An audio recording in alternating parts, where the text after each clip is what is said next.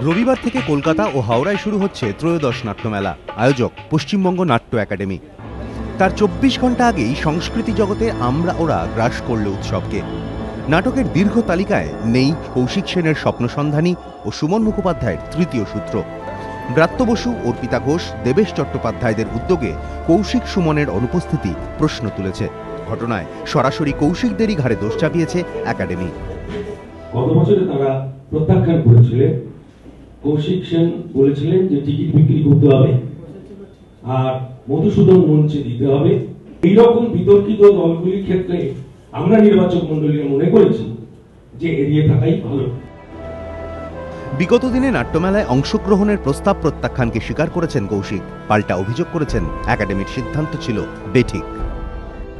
আমার যুক্তিতে আমি স্থিত আছি, কারণ প্রত্যাখ্যান করি কারণ শুনেছিলাম যে নাটকগুলি, যে যতগুলো নাটক হবে নাট্যমেলায় সেগুলো নাকি অবাধ হবে, অর্থাৎ কোনো টিকিট বিক্রয় করা হবে না। তো আমার এটাকে বেঠিক মনে হয়েছিল। এরই মধ্যে বিতর্ক বাড়িয়েছে নাট্য একাডেমির মুখ্য উপদেষ্টা ব্রাত্য বসুর বক্তব্য। নাম না করে ব্রাত্যর কটাক্ষ, পারফরমেন্সের চেয়ে বেশি সুবিধা তো প্রত্যাখ্যানেই।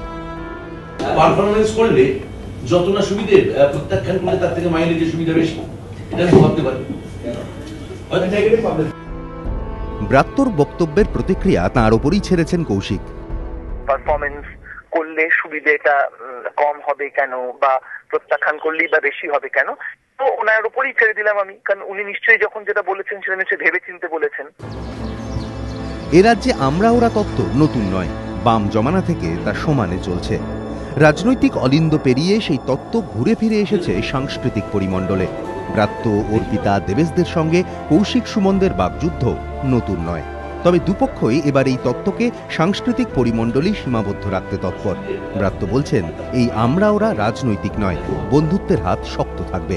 এ বিষয়ে একমত স্বপ্নসন্ধানী কৌশিকও। কৃষ্ণেন্দু অধিকারী, এবিপি আনন্দ, কলকাতা।